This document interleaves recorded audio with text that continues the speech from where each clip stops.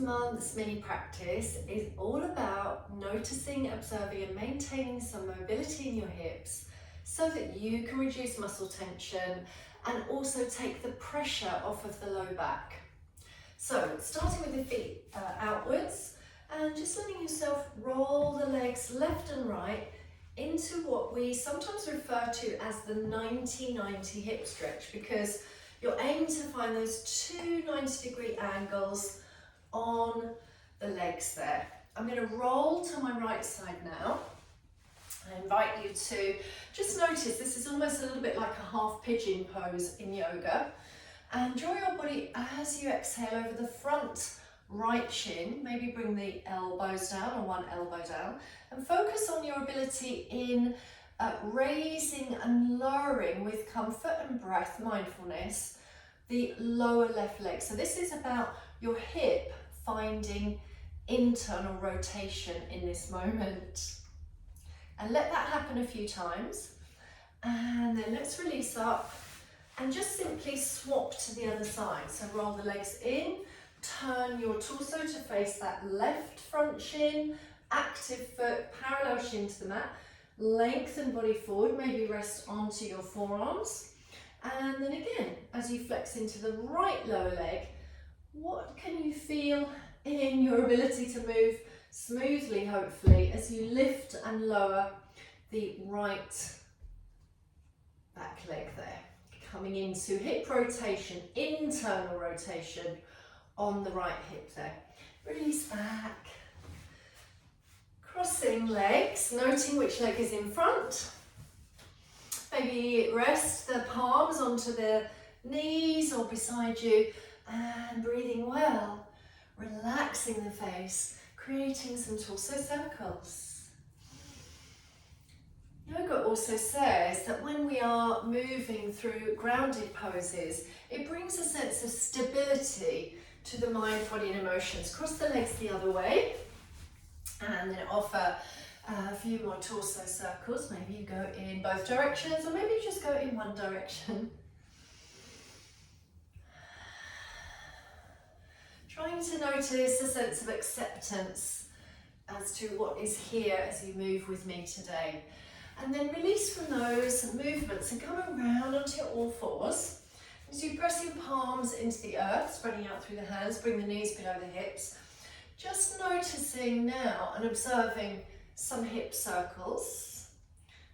And I'm in my left leg because it's the one facing the camera. So then I'm going to flex out through that left foot and start to abduct. This is sometimes known as fire hydrant. Try to maintain a strong, stable body. This is really good for strengthening the outer hip rotators.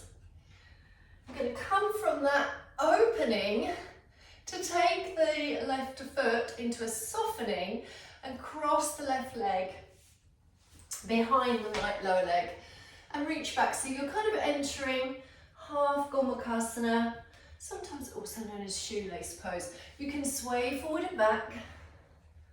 Obviously you'll have done this in class with me sometimes, or you might even want to explore some other movements like a pelvic circle, or maybe even a tilt and tuck, as if you were in a cat-cow movement. Undo, take the knees apart, big toes together, surrender. Feel the freshness of this new breath cycle, and then release back to your all fours as best you can. Find a tabletop back, draw the shoulders into that back, and then come into hip circles on that other hip. For me now, it's my right hip for the purposes of this practice. Flexing out into the foot, and maybe 5, 6 or 8 times abducting the hip, so drawing the right knee in and out away from the left knee, trying to remain stable and steady through the body and the supporting hip, which is now obviously the left pelvic half, the left hip. Point the right toes, sweep the right leg behind the left lower leg. You might want to adjust, you might be able to bring your feet a little wider. Notice the breath guiding you in and out of a few swaying movements here.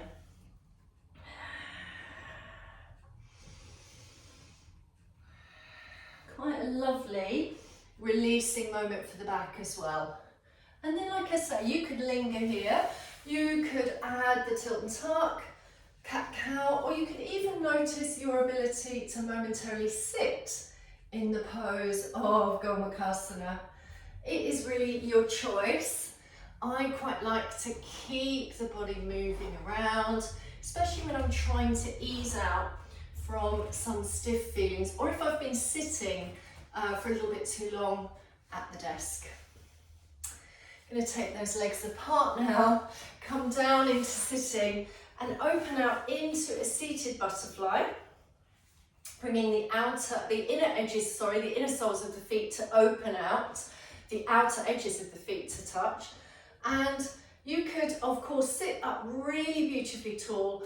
I like to bring the palms behind and just almost offer a back bend at this moment, just stretching that chest away from the pelvis, fanning out through the legs. And there we have it.